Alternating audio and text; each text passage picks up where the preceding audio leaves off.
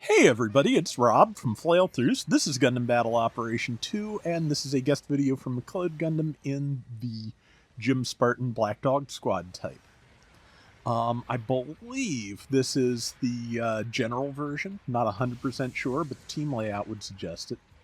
We'll know when it's actually pointed at things, but yeah, it's a solid suit. It has stealth, it has steerable missiles, it has 2 melee weapons, and yeah, here is Jacob taking advantage of the fact that if you stop moving, you fall off the enemy radar. So if you are stealthed while you're doing that, you will stay off the radar when you come out stealth. So very useful thing. Just figuring out where and when to go get back on the radar can be a trick. But of course, you can just kind of sit still and wait for your stealth to come back too if you want to. See, good dodge there. And yeah, I think that's a Jim White bingo given the 8th MS team style shield. So, but yeah, I haven't played this suit in forever, but it is a good one. And again, yeah, steerable missiles, which hit 2 things there, so very nice. And it can use, it uses a bazooka, so it's fairly straightforward. Okay, that is a gun cannon too, so this is the raid because he had type advantage.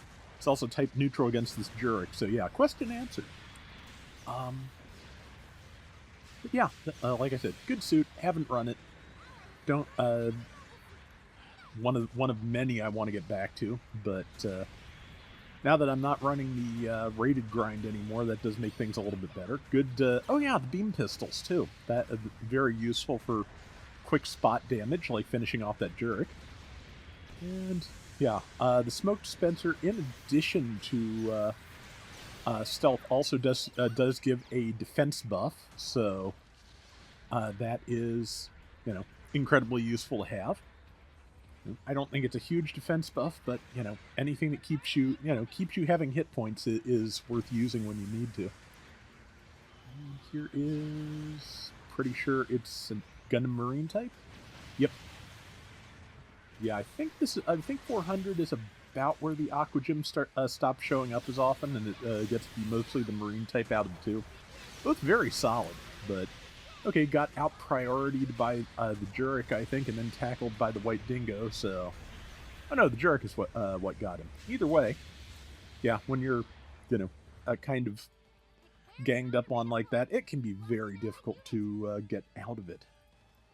Was having that problem a lot this evening. Just I guess I picked the wrong times to play, but man, I just did not work well with any of the teams I was on this evening. To be honest, I think a lot of that is just the teams themselves were not great because yeah, they were. I've said it a lot lately. Just your team probably should not, unless you are all like clustered in the center of the map. Your team should not be occupying all 4 quadrants of the map at once. It is a good way to be dead. Speaking of good way to be dead, yeah, that just didn't quite work out, I think. In addition to just getting out priority by the Jurek, I think I saw some support fire in there. I saw a lot of fire at any rate, so yeah, that's just...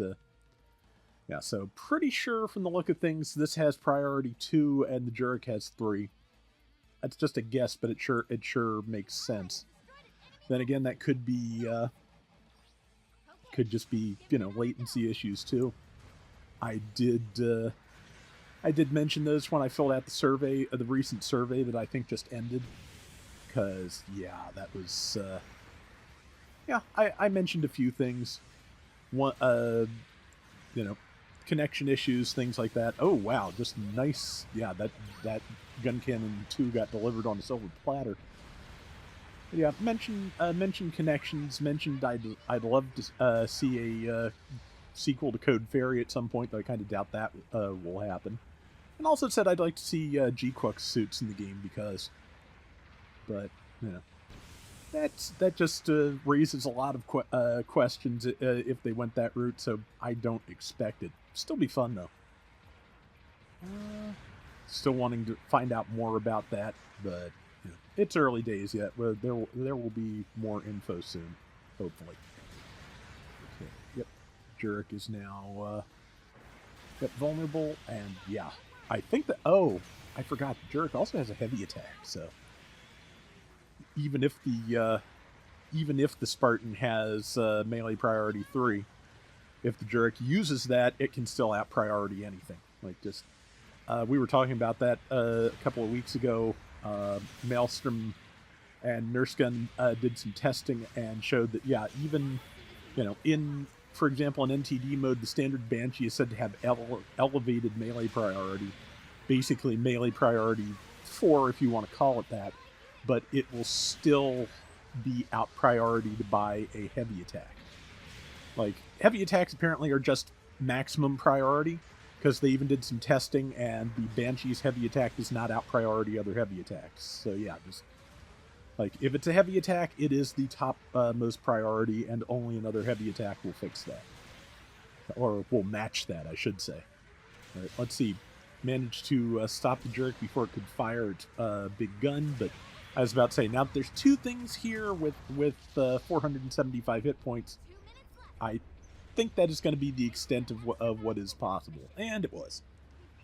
But good solid lead with only about 2 minutes to go. So yeah, in a very good position. And we will see what happens here. Well, right now, just, yeah, unfortunately the team is getting picked off a little bit. But again, still got a lead.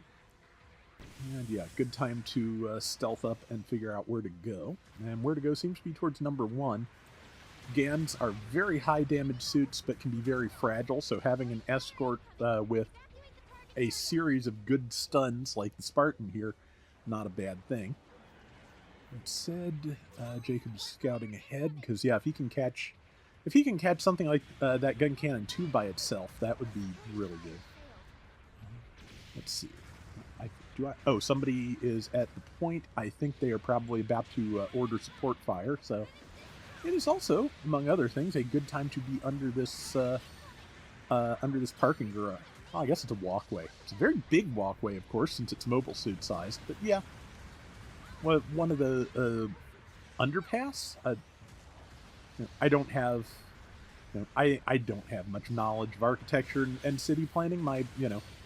I put all of my points into silly robot stuff, so I don't have, the things which I do not know well enough to make statements about could fill a book, and unfortunately the book also does actually include giant robot stuff. On a good day, but yeah. Just by sheer luck, it turns out, the name Flailthroughs continued to suit me even when I was not playing games entirely in Japanese anymore. Okay, yeah. Yeah, the Jerk's going to make it through because its auxiliary power kicked in. And that makes, yeah, that gives it like super high defense for a little bit. So, yeah, not a lot you can do about that, but the win was gotten, so that is the important part. And let's take a look at the stats. Okay, yeah. Code Gundam got 3,000 out of the 10,000 points.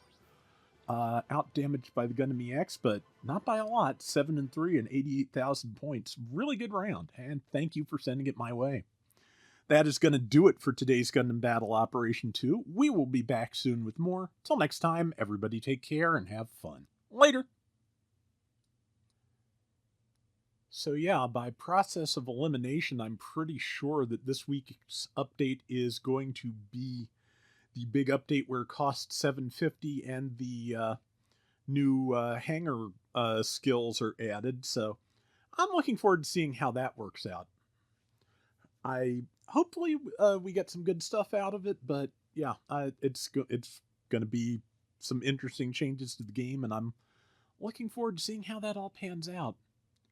I have to admit, though, that on some level I am still just pleased that a 6.5-year-old live service game still has enough of a user base to justify making changes of this magnitude. So, yeah, looking forward to it.